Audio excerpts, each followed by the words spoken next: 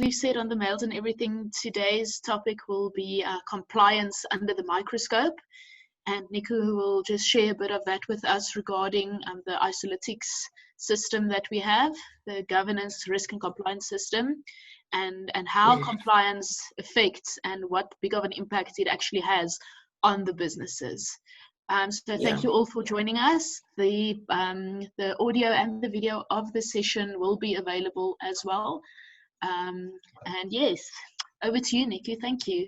Please also remember, I see everyone's is on mute, so please remember to just put on mute to avoid any external disturbances from your side. And yes, thank you, Niku. Thank you, Carleen. Thank you, everybody. Thank you for attending.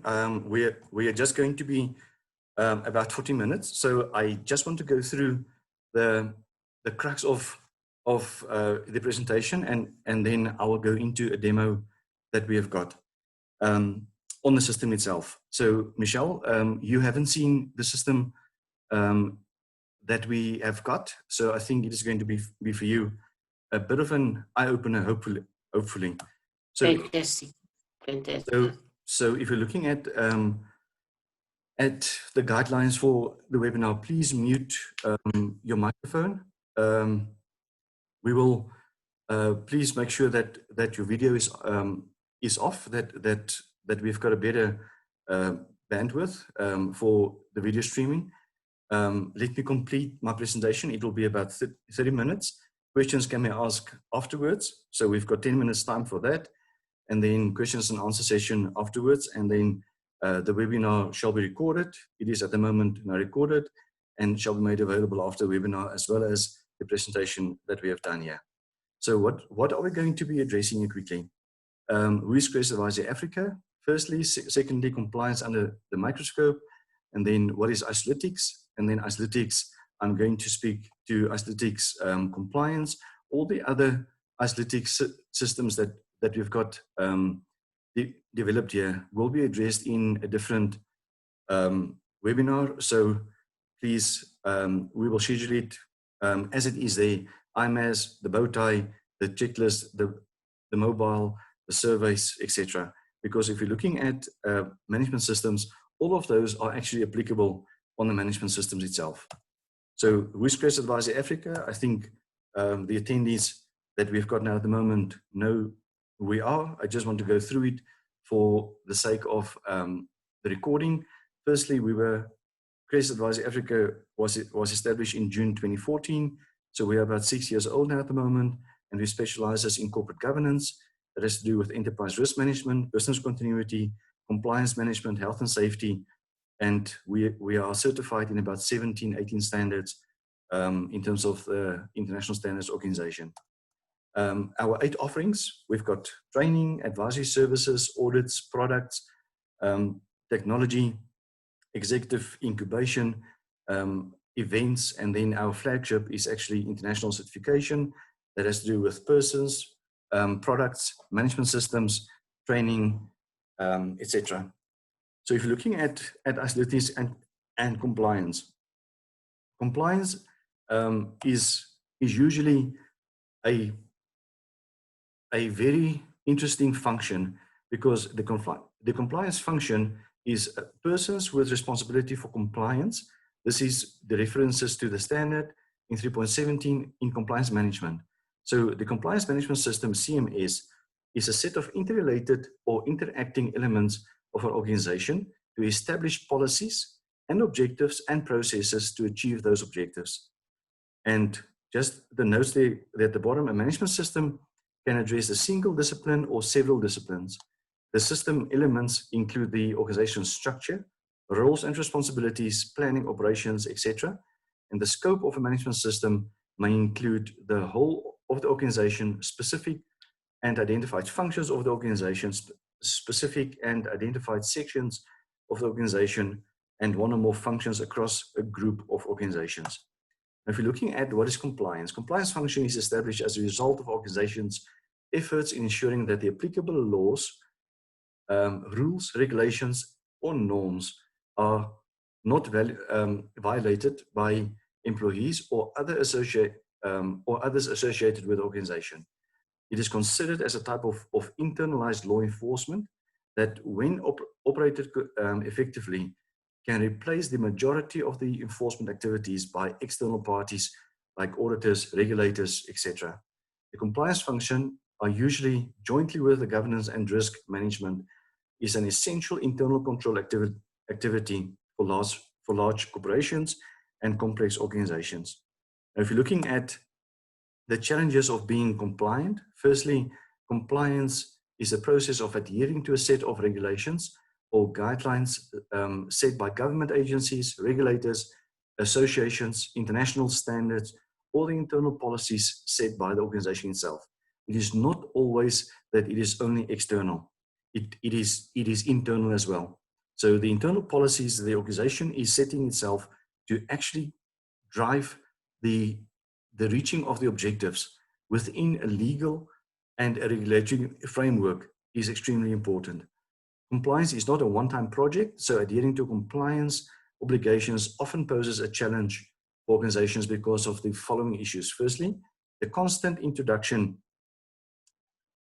of new, updated regulations, ambiguity in the writing of the regulations and the interpretation of that, overlapping of multiple laws, regulations, and or jurisdictions. And then if you're looking at the compliance management system itself, firstly, if you're looking at your strategy and scope, that is a critical part of compliance, because if the compliance strategy and scope are not aligned with the company's objectives, and the scope of the CMS is not aligned with the company's objectives, you are actually working in a bubble. Second one is governance and accountability. Your roles and responsibilities, governance, compliance culture, competence, and training. And all of these we are actually addressing in the Isolytic system. Framework and documentation. Firstly, what is your compliance management framework? What is the policies that you've got around that? What is the documentation supporting the CMS?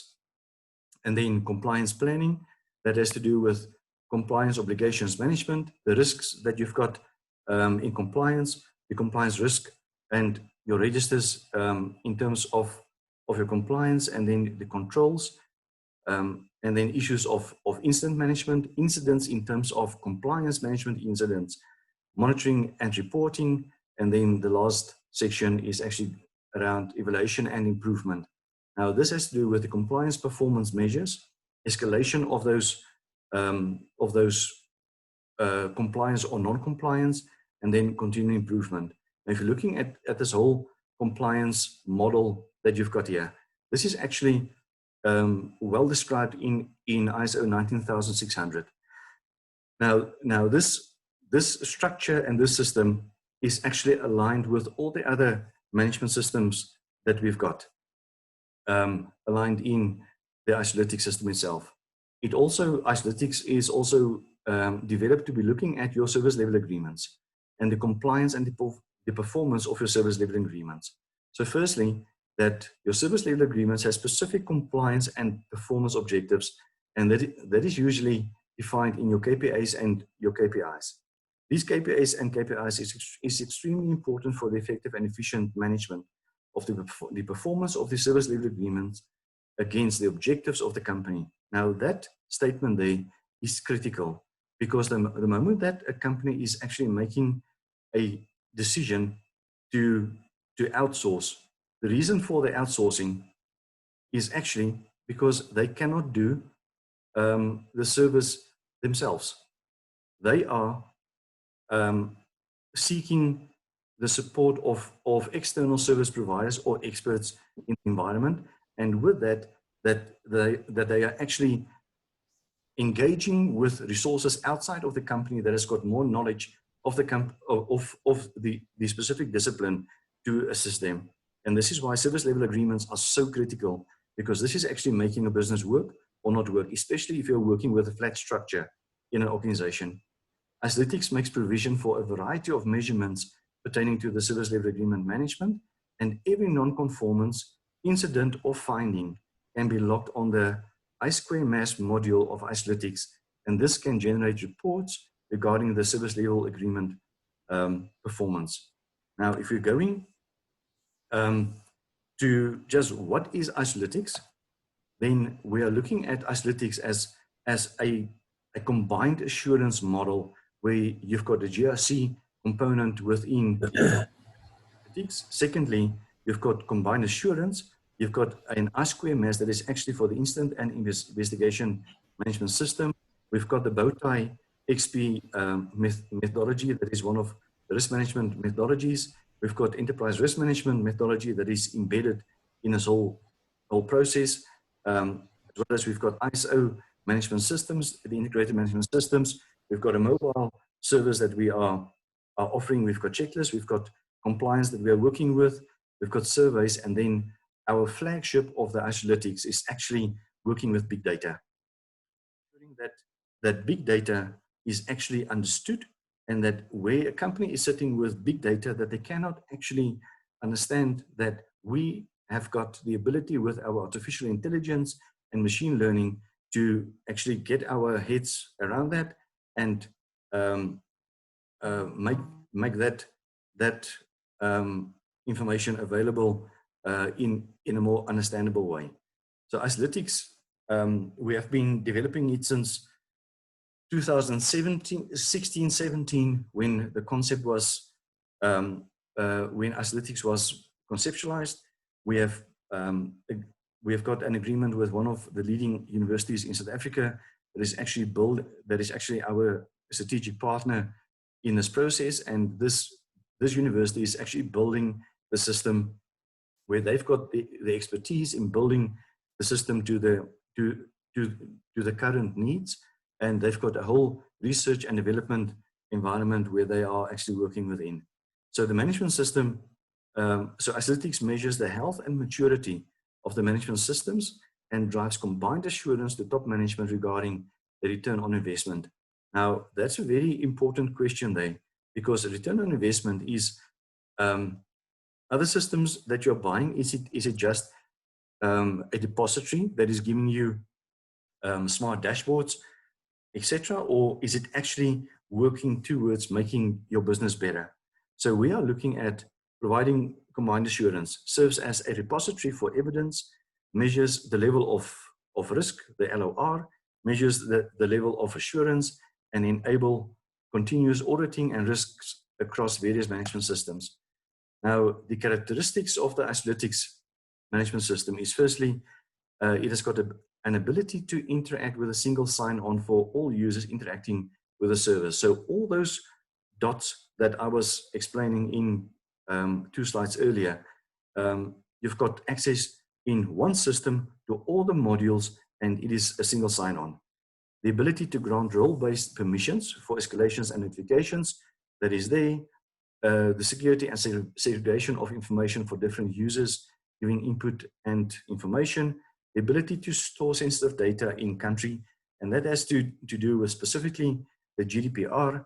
In South Africa, we are speaking about OPIA, and then ISO 27701 is actually the futuristic look at how do I certify myself to be personal information management system compliant, and that I'm looking after the information there.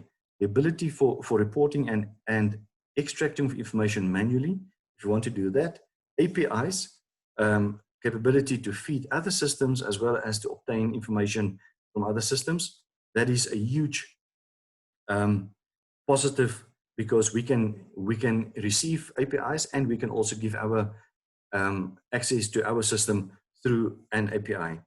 The ability to pull in and transform data from other systems. This is with our artificial intelligence, as well as through the API, and visualization through dynamic dashboarding as per the client's requirements. Dashboarding nowadays, a few years ago, it was a huge thing. Nowadays, you can have a dashboard. It doesn't matter what you want in it. It can be in there. So what to expect? Firstly, isolytics has been developed. You will see on the left-hand side with the main menu here on left-hand side. I will go from left to right, from top to bottom. So if you're looking at a management system structure, the management system structure for auditing purposes as well as for management system certification purposes, is actually built into, we're starting with a context, that is clause 4, leadership clause 5, planning 6, support 7, operations 8, 9 is performance, and 10 is improvement. Now, all of these is actually pre-programmed onto the system with every clause within all of the management systems that we've got on the system. There's about, as I said, there's about 17 of them, and we can comply with ITIL. We can work with COBIT 5. We can work with COSO. We can work with every framework that is available, that has got rules, and that has got a rules-based system. Then in the middle is there's just an extract. I will go through this in the presentation of the system itself, and then the matrices that we are using is a risk matrix that is a very mature risk matrix that has got every point 1, 2, 3, 4, 5 up till 25 are represented in the matrix with your likelihood and your consequence. We've got a document assessment matrix that is actually working with how do you assess a document in terms of a management system auditing point of view and a compliance point of view, and that is based on ISO, specifically on ISO 7.5.3, where the structure of what do you need to actually do within a management system is documented there, and then your ICE is the internal control effectiveness matrix, where we're looking at the internal controls that a company has with a specific discipline or within the scope to determine what is the effectiveness of it. Is it 40%, 30%? What is the effectiveness of that? And then it gives you a summary when it is rolled up into the one clause. This gives you then a total summary looking at firstly the compliance, the internal control effectiveness, your document assessment matrix, your level of assurance, and your level of risk, as well as it gives you a risk profile that you can actually work with and say, this is the risks, the risk-based thinking that we are speaking about, and then the overall view of the whole system is then the maturity of that specific management system, and it gives you the level of risk and how is that interpreted by the company, but it is automatically done by the system itself. And then if you've got more than one standard that some companies has, they've got ISO 9001 possibly, they've got 18788, they've got environment, they've got possibly compliance 19600. We've got a combined assurance modeling here that we can show each one of these separately, or if you want to go one level higher, that we can have a combined principle view over the maturity of all the ISOs that one has got. And this is based on combined assurance, King 4, in principle 15, to determine what is the integrity of your internal controls, and how do you report outside of your company, and how do you work with reports that's actually coming into your company. And this is where the service level agreements are so critically important. Now, all of these are actually based on the Deming model. Now, the Deming model is a total quality management model that has to do with the plan, do, check, and act model. And this is the integrated management system where international certification is actually working in terms of what do you need to be checking in each of these environments and each of these deliverables to make sure that a management system is optimally functioning. In another webinar, we will be speaking about the ISQMS module, the Incident and Investigation Management module. We will also speak about the Bowtie XP technique of risk assessment and how do you model your risks. Then we will also speak about Isolytics checklists. Checklist is a very important part of risk assessment as well as of compliance. We're looking at the Isolytics mobile. This is also a compliance methodology that we are speaking about, and this is critical. We have got at the moment a project running between Dar es Salaam port and other delivering sites, and how the compliance is actually done in that space. And then surveys. Surveys is customer satisfaction. Surveys is actually feedback from your personnel. Surveys has got a specific purpose and objective to actually get feedback from a population of people. And out of that survey, you can make deductions and you can align your business along with that. I just want to go through quickly with the membership and an endorsement. We are working very closely with the Institute of Risk Managers, ACES International, the South African Council of Commerce and Industry, the Service Sector, the PCB, various other environments.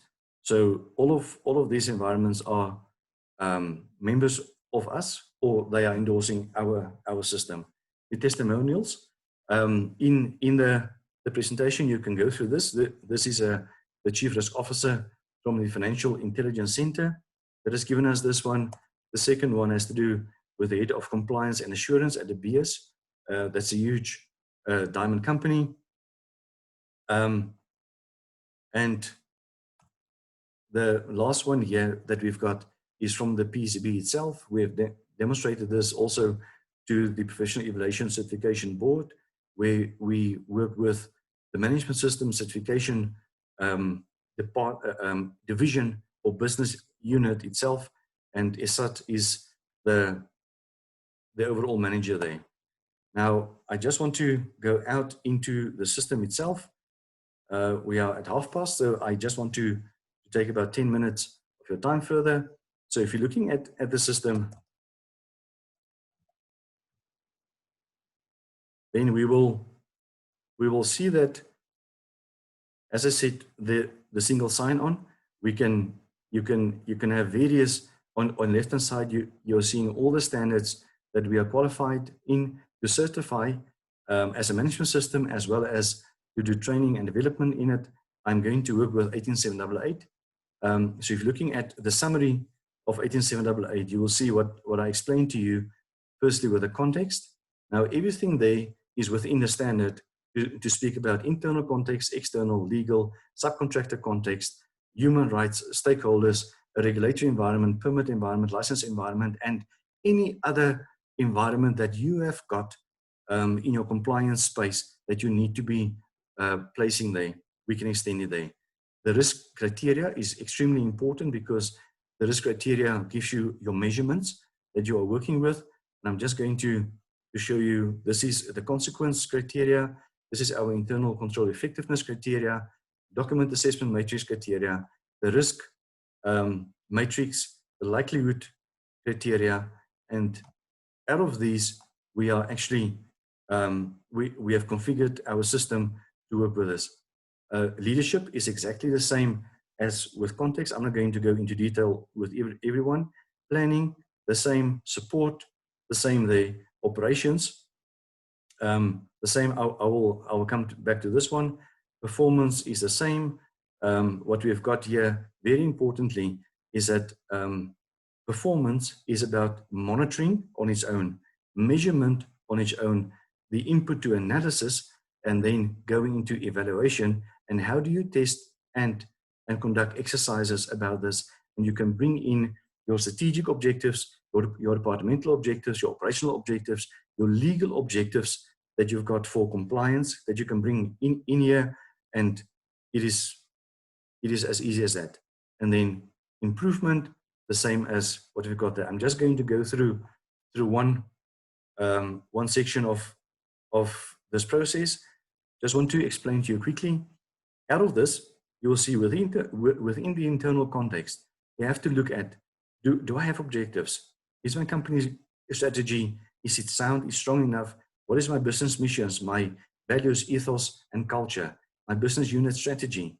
So you can list there what you need to have. This is actually built at the moment out of a combination of 18788, 9001, ISO 73 as well. So we've got 19 deliverables here, and you can see that these 19 are actually represented here on this chart at the bottom. And Then we are looking firstly at compliance. We're looking at internal control effectiveness, document assessment matrix.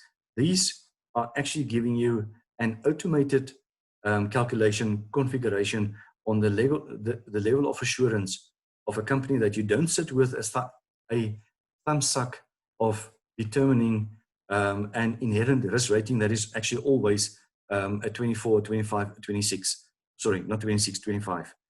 And then your level of risk, your risk as a matrix itself, the non-conformance that you have issued there, and the score that you're getting, as well as your CAM that is working with your combined assurance model, and then your CAM score, and then your evidence depository that we've got.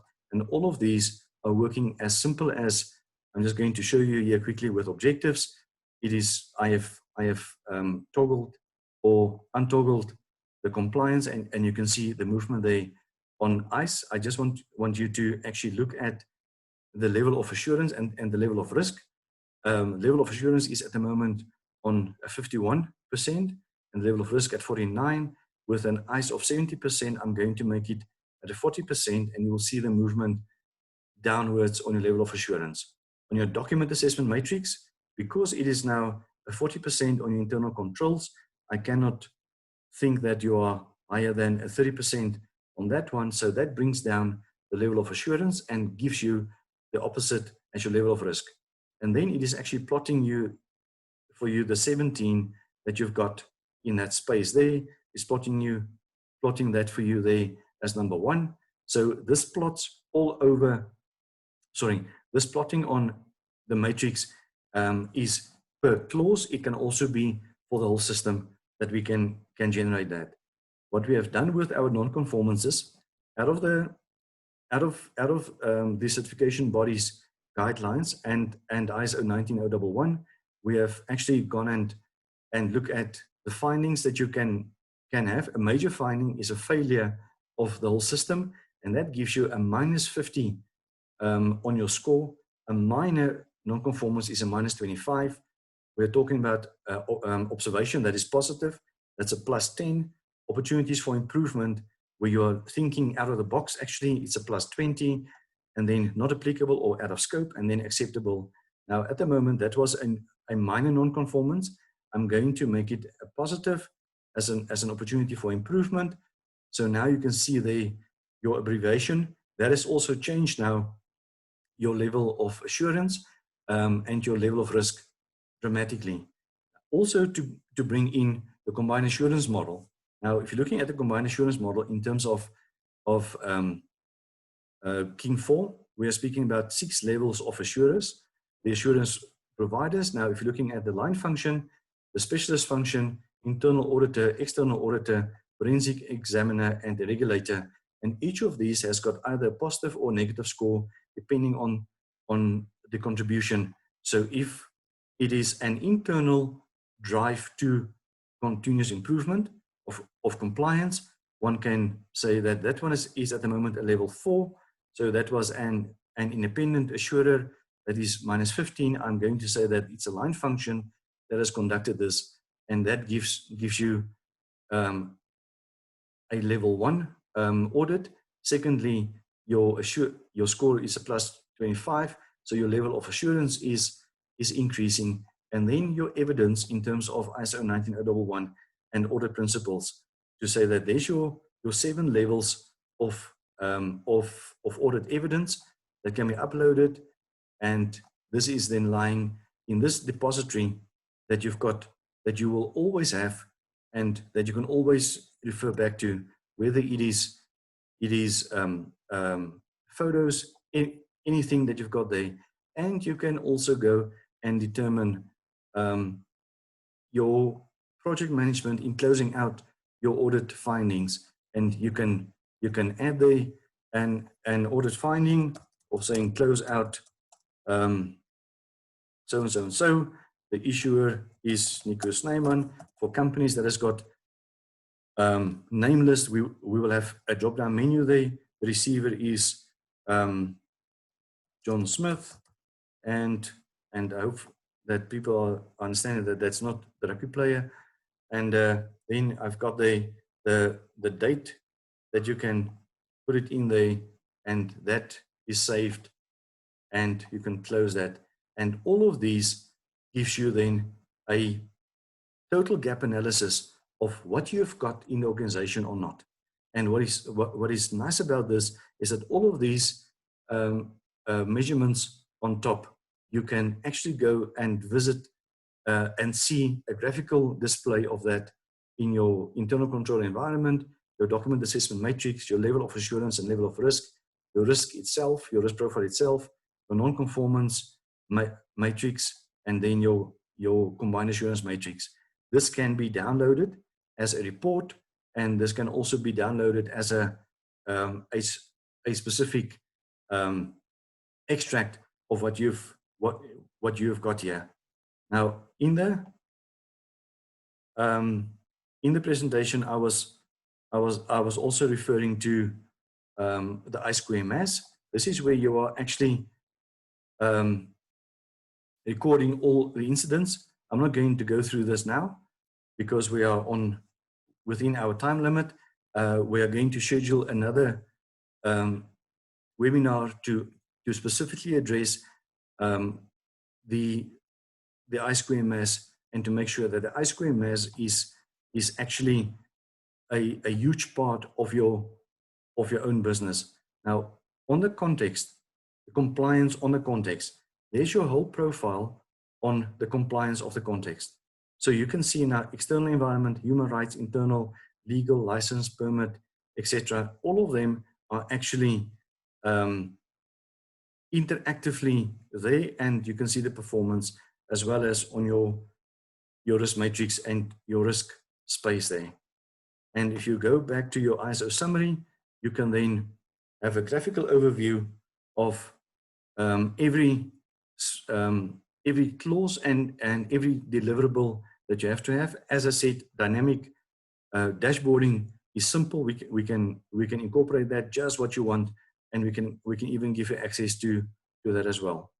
And then what is very important is that if you are logging onto the client and you're registering clients, that your escalation with the access rights are actually documented there, that you've got the full access there. We can create a client there, as well as the levels of rights within your organization or within the system that you want to actually give out to your personnel. So if you've got any questions on that, so for everyone that has attended this webinar, please send Caroline your details. We will provide you with the requirements there, and you will have 6 weeks access to our Isolytics system that you can play around with it. Give us feedback, please, and tell us what you want extra there. Your access code will be given to you within 48 hours of registration, and then please attend the other. I think we've got 4 more webinars that we are addressing each of these modules that we've got. And then, do you have any questions? Over to you, Caroline. Will you facilitate that? Yes, thank you everyone for joining us.